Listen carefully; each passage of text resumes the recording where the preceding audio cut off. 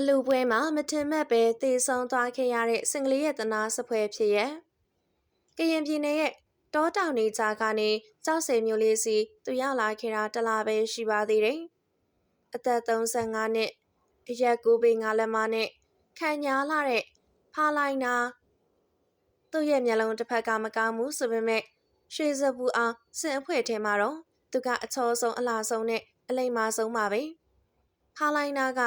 အခြားစင်တွေနဲ့မတူပါဘူး။သူကသူ့ဦးစီကိုပဲအသက်ထက်မကချစ်တာ။လွတ်ပေးထားရင်တော့အဝေးမသွားဘူး။ဦးစီသွားတဲ့နောက်ကိုအရေးလိုလိုက်နေတဲ့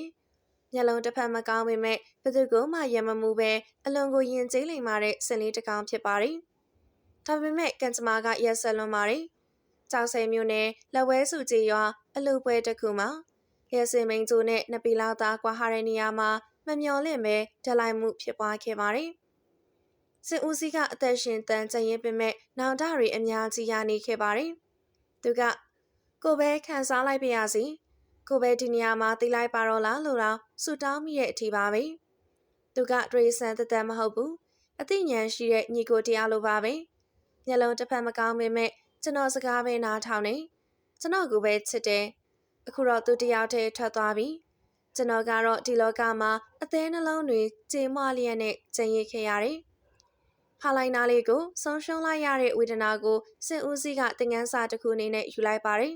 ။ကျွန်တော်တို့ချစ်တဲ့ယန္တနာလေးတွေနောက်ကိုဒီလိုမျိုးအဖြစ်ဆိုတွေထပ်မရောက်ရလေအောင်အဆအရာရာသတိထားကြဖို့ပါပဲ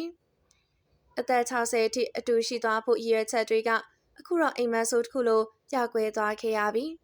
။ယနေ့မှာတော့ဖာလိုက်နာမရှိတော့ပေမဲ့သူ့ကိုချစ်တဲ့စင်ဦးစီးရဲ့ရင်ထဲမှာတော့အဲ့ဒီကိုပေငါလက်မရှိတဲ့အလှပါဆုံးစင်ကလေးရဲ့အရေးရောင်တွေကထာဝရကင်အောင်နေမှာအမှန်ပါပဲ။